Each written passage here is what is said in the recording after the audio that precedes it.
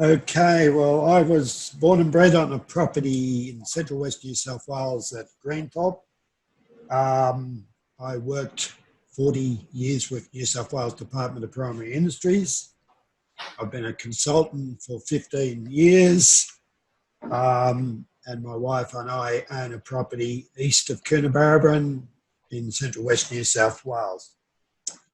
I guess a lot of my work as a district agronomist with the department, now as a consultant, a big part of my focus has been on improving what was once regarded as pretty useless country, light acid soils, and of which there's millions of hectares throughout New South Wales.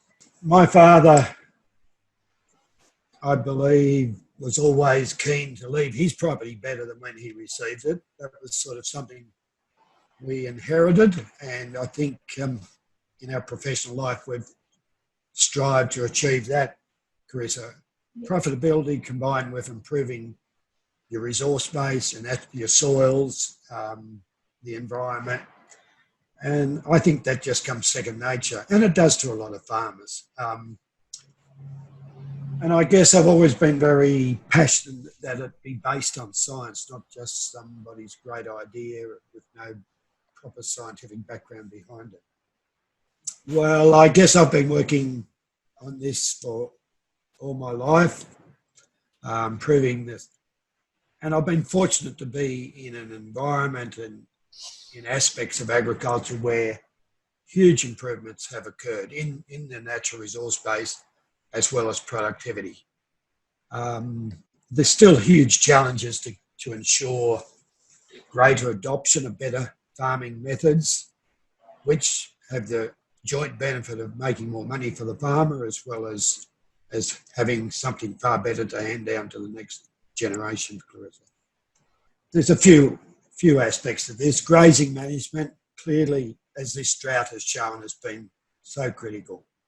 Whether you've got improved pastures, unimproved pastures, native pastures, we saw massive soil erosion from wind, and when the drought broke, from rain, where people had poor ground cover. Better ground cover, a key aspect is soil fertility, productive, persistent plants, and grazing management. So I guess, and all of that combines in together. And in our case, it's been tropical grasses, which are far more persistent. We've got stands now that are 30 odd years old, whereas a lot of the temperate perennials died in the drought and have in past droughts in a lot of areas, including once regarded as favourable areas. We have winter legumes, particularly some of the newer species like Ceradella, Bicerula, which have been far more productive during the tough seasonal conditions and have persisted better. And I guess having good plants means you can address soil fertility, and if you don't address soil fertility, you don't have decent growth, which always leads to poor ground cover. I have a farmer friend who I regard as probably the best farmer I know, who was one of 11 kids, borrowed money to buy a rundown property, and in 31 years has bought out 5 of his neighbours. And he left school at 14. So it's not just education and it's not just money.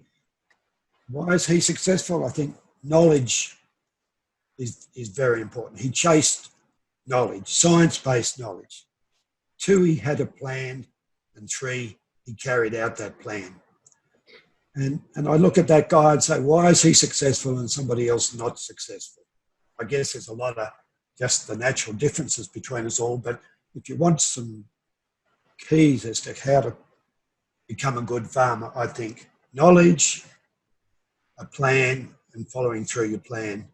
Bearing in mind, all plans are made to break and change, but if you don't have a plan, it's very hard to measure that you're going forward.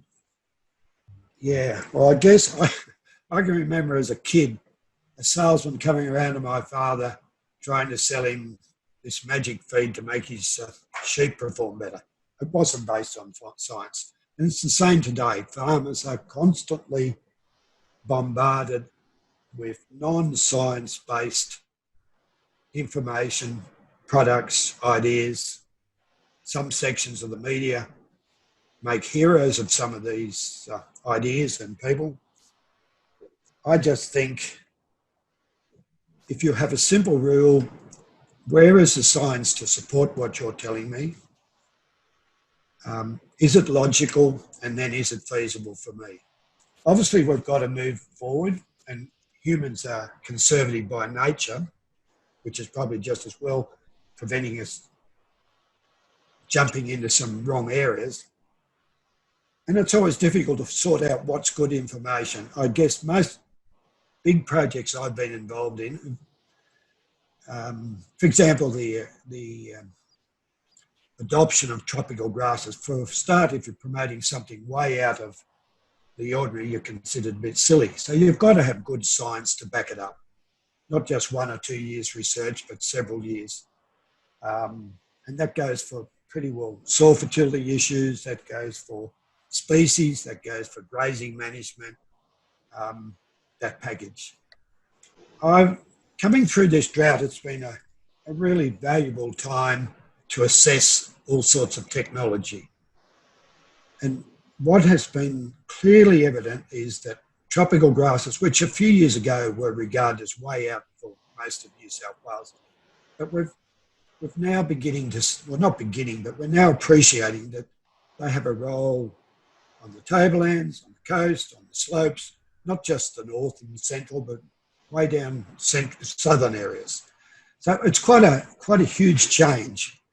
But these plants, if sensibly managed, have persisted well, and even within a drought, there's often that odd shower of rain, particularly on lighter soils. We've actually made reasonable money on it. And in our own case, once poorly regarded property, we haven't made huge profits, but we've made profits each year through the droughts, and this next financial year should be really good if the world markets can keep not too bad a position. Clarissa, I think it's an exciting period to be a farmer.